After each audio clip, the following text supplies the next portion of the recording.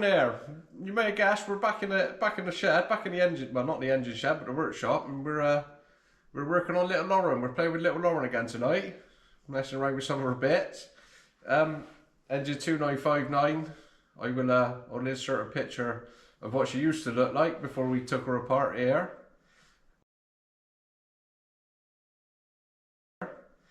So we're going to be carrying on with the way shaft bracket, some of the linkages and things that we've been sorting out. So no further ado, I'll pick up the camera and show you what we've been doing and what we're going to do tonight. Let's have a look. Right, so carrying on from last week, the last thing you've seen us make was this shafting which operates the valve gear. Basically we've got this which fits on the end, which is joined via a rod to the reversing lever on the engine, which will select forward or reverse. Well, basically what happens is this link will be either lifted or lowered to select forward or reverse for the engine. Being a Wallace, we got two valve sets. We got an expansion gear valve set and the main slide valve face, which is which you would normally see, but Wallace's we got an extra one for the expansion gear, but that could get quite complicated. I'm not going to be able to explain that tonight, but maybe in a future video. So we left off, we was fitting the tapered keys for fitting this piece on the end. I was having a bit of trouble. I've been filing trying to get this key to fit, but I was under the assumption that the small end would drive in from this end and it would pull up inside of this and lock it to the shaft. Well, it's not. I don't know who it was. It was either Mr. Wallace or Mr. Stevens, but they decided it'd be a good idea to put it in the other way round. So we're actually bumping this part up onto the taper. Well, that's all well and good, but you need to make sure that this taper bottoms out at the same time as it comes up to the shoulder of the shaft. So it was a bit of a case of, we made a new key because this one's obviously too small after being filed. So new key, bit of key shaft, and it was a case of just blew in, fit in, using the puller to pull it off each time after you bumped it on, and just got that fit just right. So I'm going to have an attempt at putting that back on now, and hopefully it should be the last time I got to bump it on. So let's see how that. I do hope all this makes sense. I struggle to explain things at the best of times. So, right, tapered key. Fat end is going to go up against the shaft.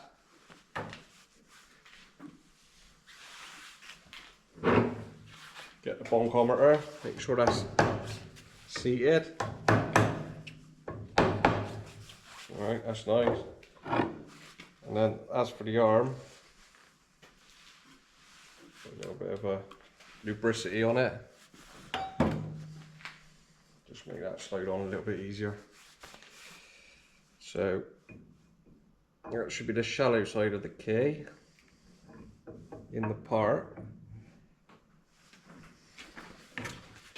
You see, it's stiff now, but we need to drive it onto that last piece so that it bottoms out on the.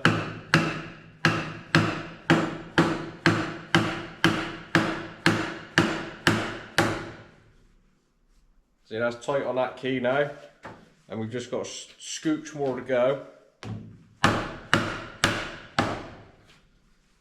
So that's how them taper keys fit. Now that ain't going anywhere without being pulled off with a puller, but it will also have a tapered pin. I've picked up a tapered reamer. This is a 3/8 tapered reamer. Picked that up on eBay. So we're gonna, once we're final fit, that's gonna be drilled through, reamed, and then we're gonna fit a tapered pin. I got a couple of these on order as well. This one's not quite long enough, but that will be then jammed in, and that will definitely never come off again. Well, hopefully for another 100 years anyway. So that's that side. I've also done it for this side, which is exactly the same. Big side of the tapered key at the back, bumped up on, but this side's a little bit more crucial because you see there's a gap in between there. It's not shouldering out on anything. This needs to be coming up tight on that taper at a crucial point so that the link, which is this, will ride in the fork, as you can see. So there's not much room to get that all lined up. So this is quite a crucial fit. Now we got that right now, and all our linkage and everything looks like it's going to be all working as intended. So this bar, pull the reversing lever, and that will reverse the engine by lifting the link. So you basically swap what eccentric you're using on the crank, and the eccentrics will be connected via these two holes. That will go up a bit higher yet. So that'd be your reverse position, or it might not be, depending on which valve gear I'm looking at. So yeah, it's coming on now. This bush is working as intended. The one we fixed in another video, the line boring went really well on the shaft, and the shaft turned out just as we needed. Some more fasteners bought from Heritage Fasteners, so they just need painting up. The rest of it's been final coat now. My sheet to stop the dust, well, that done absolutely nothing. There's still flakes of dust in the paint, which is we're gonna have to find somewhere stopping that. We'll have to build some sort of paint cabinet, chamber, dungeon, whatever you want to call it, for keeping the dust out. A spray booth is what we need, but it's all hand painted, but just can't be having the dust in the lagging sheets or anything when we do them. So I'll suffer it for this part. This is going to be right on top of the engine, right at the back, and it's going to be covered in oil most of its life. But we want to do it as nice as we can. So that's, I have 4 coats of top coat. Probably going to give it a coat of a clear coat over the whole lot once it's all completely finished before we put it back on. So that's that. The next thing we're sorting out is this. There's too much play in all these pins, linkages. Luckily we've had someone make with Fowler. He's building a Fowler steam engine. He's on Craig. He's on Instagram. He's made us some new links on his CNC at work. So we should have some of them turning up tonight, which we need to finish. We'll be putting a bore in, grinding the bores for grinding it and getting it hardened and all that. So hopefully they'll be here later on. But I wanted to work on these links. Is my next task, which I wanted to work on. Well, I've been getting them set up. These are hardened steel, so I did try a vain attempt at running a reamer down through them, but it wouldn't touch them. They're rock hard. So these are going to need ID grinding. I talked to Nimmerit Heritage Steam, and he's Universal Steam, sorry, not Heritage Steam, Universal Steam. Guys at Universal, he's going to see about lending me a ID grinding attachment to do the bores. So we should be able to grind these out to next. So I've got a gauge pin which I want to grind it out to go no go. So we're going to take, I think it was 0.3, 0.4 mil out of these bores. Once we got, the reason we're doing it is because they're not round, they're worn top and bottom different, and we're going to go ahead and make new pins So now's the time to get these to a final size so we can know what we're shooting for to make the pins. So yeah, I've got these clocked up. I'll just show you that real quick. I'll turn the mill on. So basically we've clocked them in using a coaxial indicator. I initially put the reamer back in to just line it up by eye. Then we're just clocking it up with a reamer. I don't know what's going to happen when I do this one-handed. But basically, as you can see there, the stylus is in the bore. And there you can see the ovality of the hole. That's the best I could get it because the hole's worn unevenly. So, just using that coaxial indicator, which basically just, it's a device to find the center of a hole. As you can see, it just it works like that. This the stylus will find centers spring loaded. So that is finding the center of the hole. So hopefully we're going to be able to borrow his tool, mount it in the R8 spindle, and bore these on this mill. That is the game plan anyway. Never done it before, or I was going to go, so I don't know where I was going to go. Like I said, I want to bring it out that extra little bit. So we've got 2 of them to do. So this would be the same. This would be the same. The link will get done once it's ground, and this part, which is not hard, will need to be same size so that we can make these pins all new, and have them ground, hardened and ground, so it's all, you know, spanking like new. Because why not? Because I mean, it runs like this perfectly fine. There's I've never had an issue with it running whatsoever. But it's just, I think we could do a little bit better. So that is that. That's that part. What I've come up to do this evening, other than waiting for me links, is I'm going to step round into the Mastiff, and I'm going to start making this. This is the bronze bush, which will ride in this hole, which will then take this fork arm or this linkage or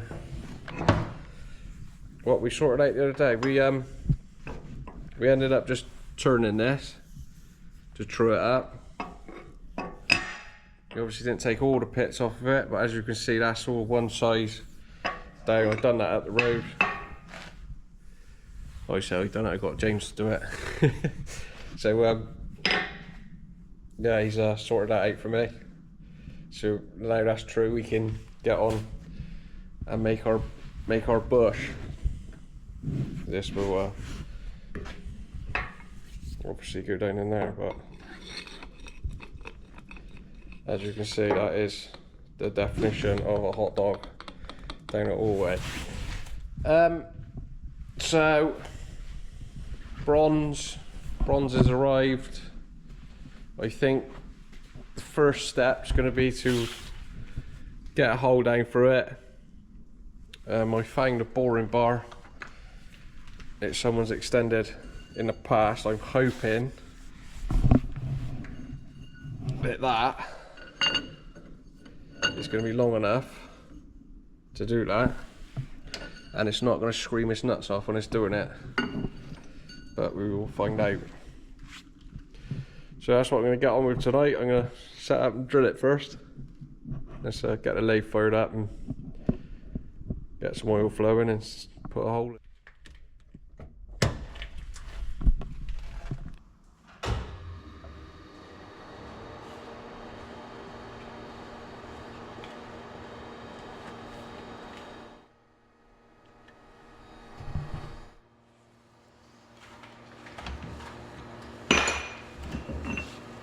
So that's the chunk we got to put a hole down through, and that's the boring bar I plan on using. So First thing we're gonna do is just face the end of that off. Get it in there nice and tight.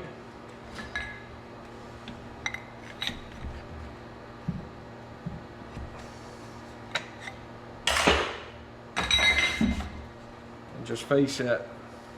Yeah.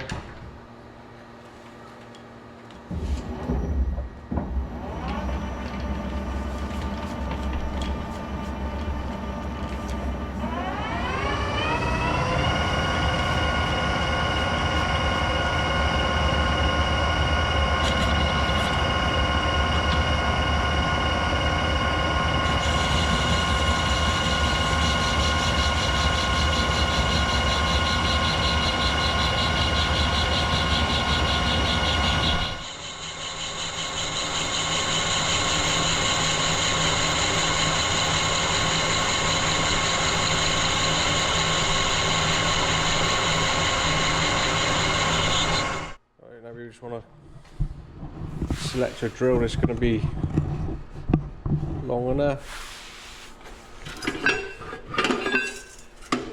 I reckon that might do it. Probably go bigger than that actually.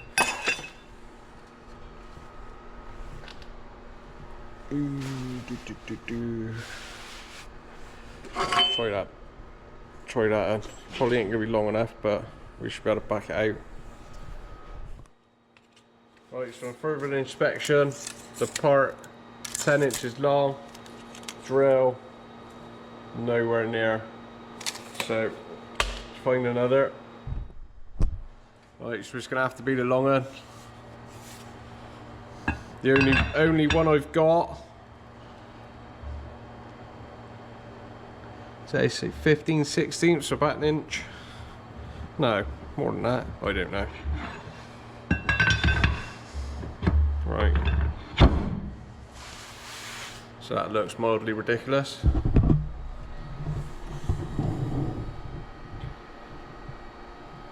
Oh, I'm just going to send that through. Try not to slap it.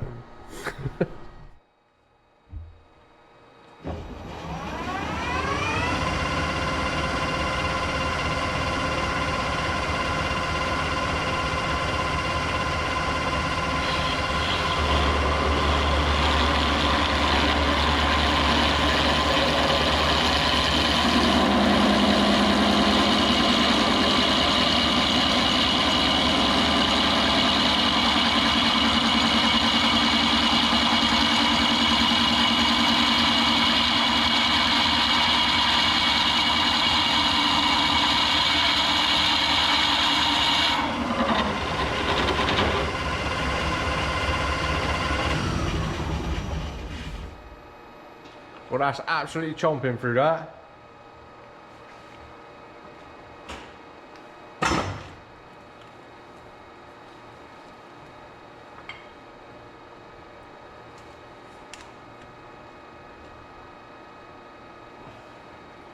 $33mm. Better check the part. We're gonna be going for 36. So 33, that should be fine to send. Let's keep going.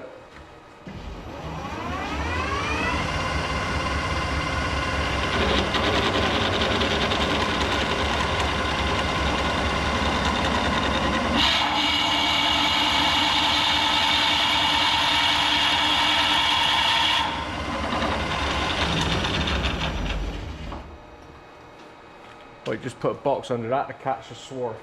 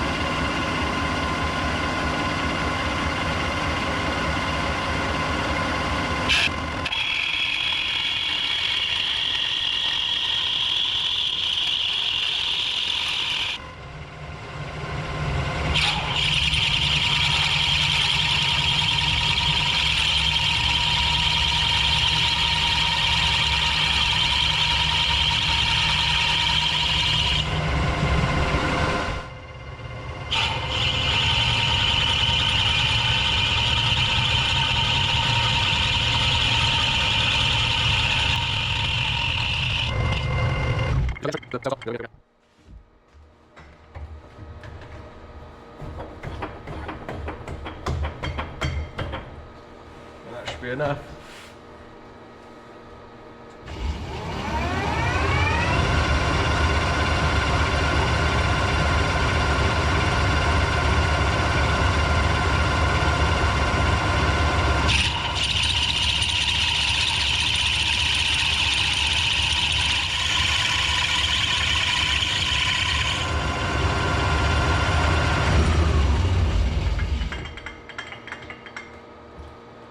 There you go, one 33mm, 10 inches deep.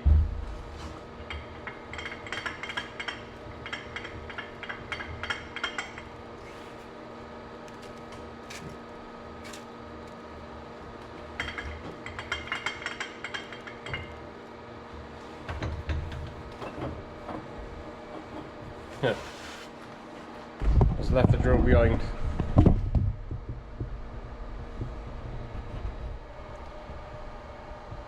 Never thought that'd come in handy, but it did. She's a beauty. That's the bar set there. That bar's got no business being hung out that far. This is going to be interesting to see how this goes. I'm going to get it on centre and take a test cut. It's going to make a lot of noise, this one. Let's have a go, see what happens. I think that's going to clear.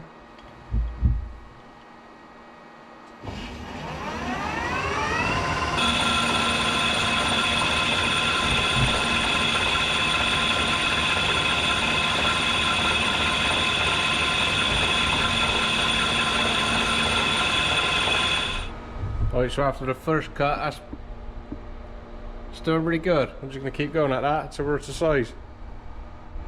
Alright, so we've been trucking on, boring that out. The first bar, the really long bar that we was using, the insert was knackered, and I didn't have another one, so we've got to swap bars. This one's barely hanging on in there. It's got a magnet on it, didn't seem to help, but see, that's barely hanging in there, and it's just about got the length we need, this one, and it seems to be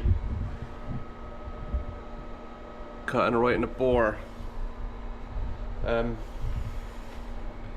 DRO's started playing up again, so it's not reading, but we are one pass away now from being on size, so I'm just going to take that last pass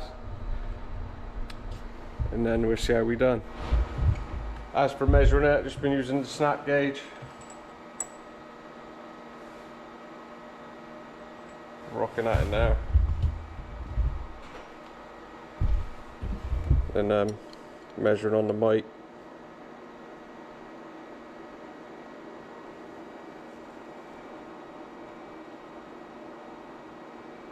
So we got 3, 6, 3, 4 there. And the shaft measures 3, 6, 3, 7. So we just want to put some clearance in it now, basically. And I've also just verifying that, make sure I'm not reading that wrong on the calipers. See, that's 3, 6, 3, 6, 3, give or take. These are just rough measurements. So I reckon we're going to take a spring pass now, see what that ends up like. Hopefully the finish stays as good as it is. I might just do an inch in, pull it out, measure it, check it, and then send it the rest of the way through, just to be sure.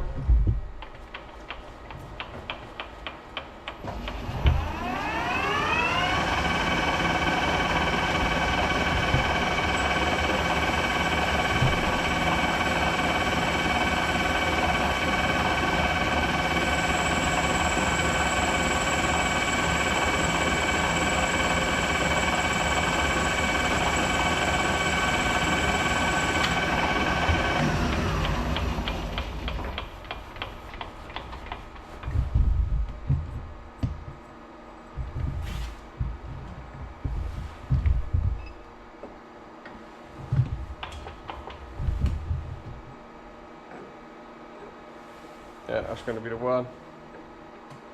Just measure that.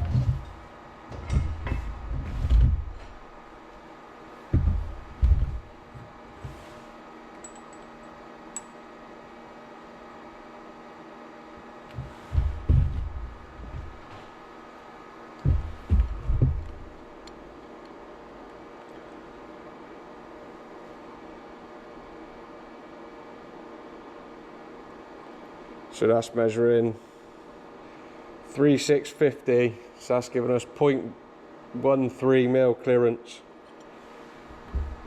I think I'm going to roll with that.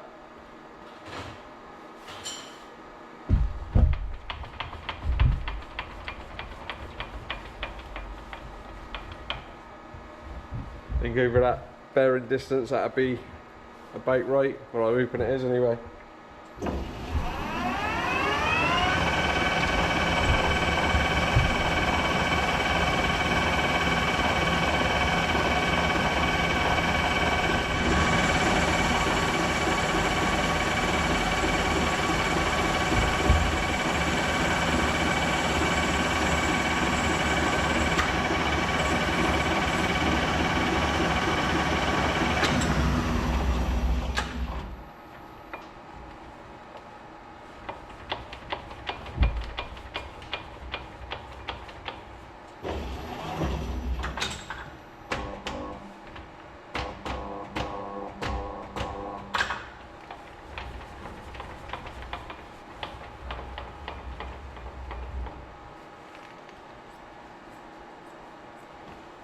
It's a nice finish in there.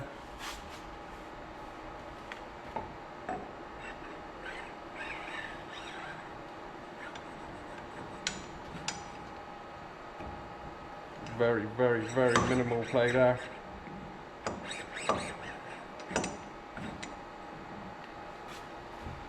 Very happy with that.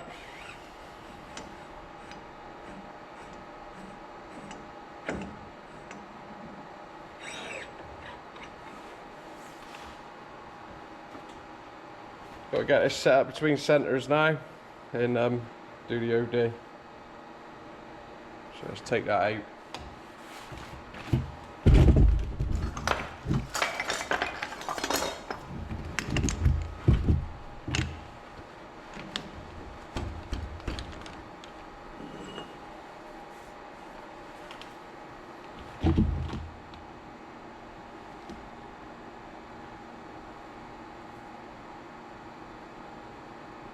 Just got to face this end. Just couldn't quite get through with the boring bar. There's must be 1 mil lip on the end, so just got to face that off first.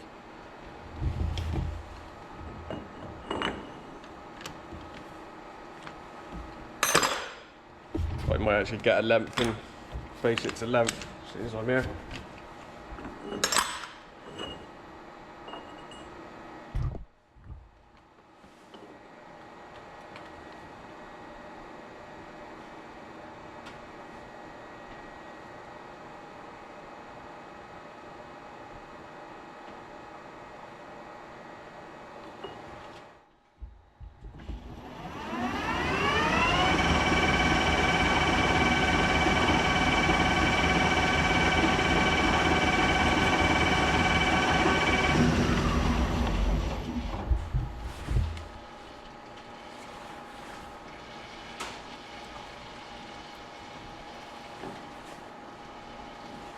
There's our line, we just face it back to that.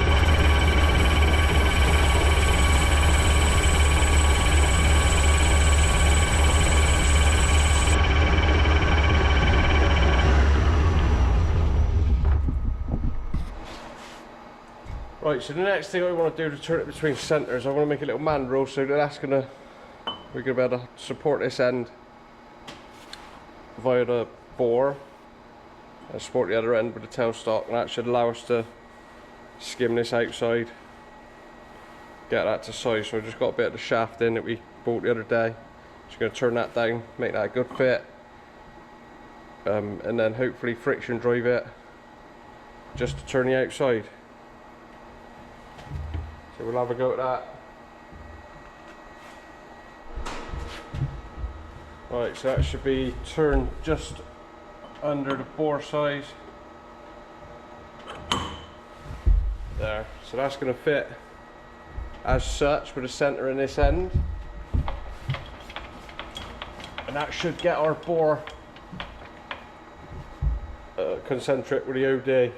So we've got to turn the outside for a slip fit in the housing now. So that's the next step. So there you go, there's the big boy centre in one end and our mandrel on the other.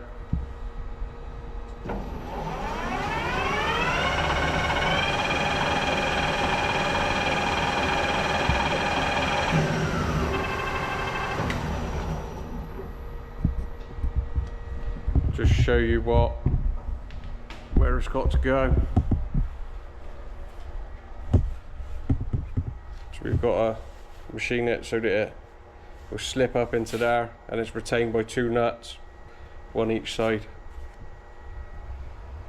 So it doesn't need to be a press fit, it just wants to be a nice slip fit really. So that's what we're going to aim for.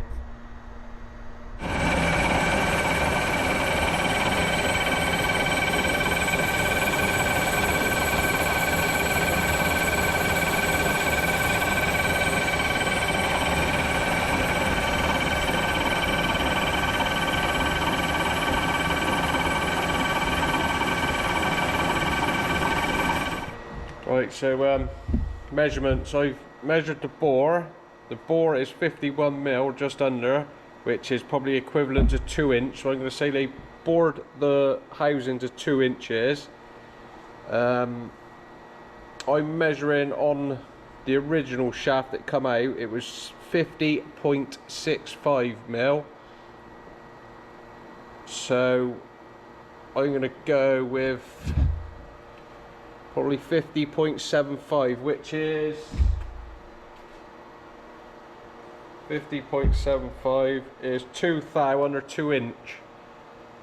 So providing that bore is pretty straight, I think we should have 2 thou clearance.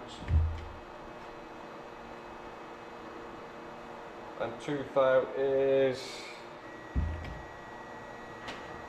0.05mm. So it's basically going to be size on size. So I'm just checking for taper in the lathe.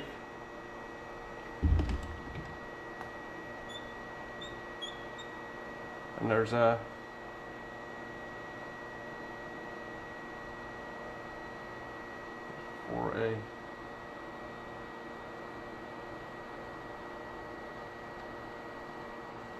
probably put 0.01mm taper. So that's going to cut fine as long as we hit our number. That should be pretty true. So we're going to shoot for 50.75, 50.75mm, and then see how she fits in the bore. We can always bring it back and fit a little bit more off if we need. So we'll dial that in the DRO and keep whittling it down. Right, so there we are. Will it fit?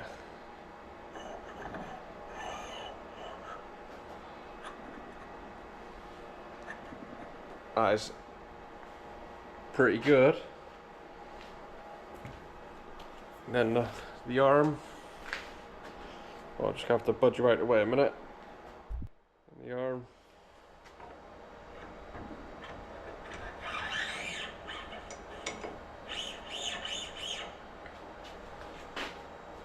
Right, well I'm chuffed with that. As long as we don't cock it up doing the thread in, which is a very, very high possibility. That's gonna work out just good.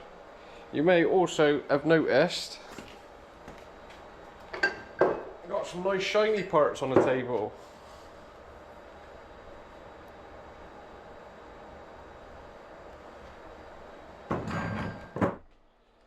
Yeah, so we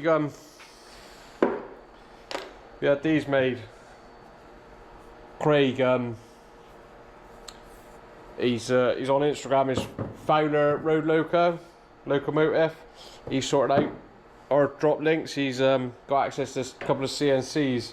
It works, so he was able to cut these out for us. This is EN9. we're going to be sending these away for hardening now. So he done 2 links and the die blocks to go with them. He's done a real nice job of that. They're almost too shiny to put on the on the engine. Up to all this rusty stuff. So there's the old, and there's the new. Absolute world of difference. We've still got to put the hole in for the pin, for the tapered pin. We got to grind these faces, grind the holes. But that'll all be done once it's been hardened. Nitrate hardening I've been recommending for these, nitrate. So that's what's going to happen with them. And there's the other one where it will live.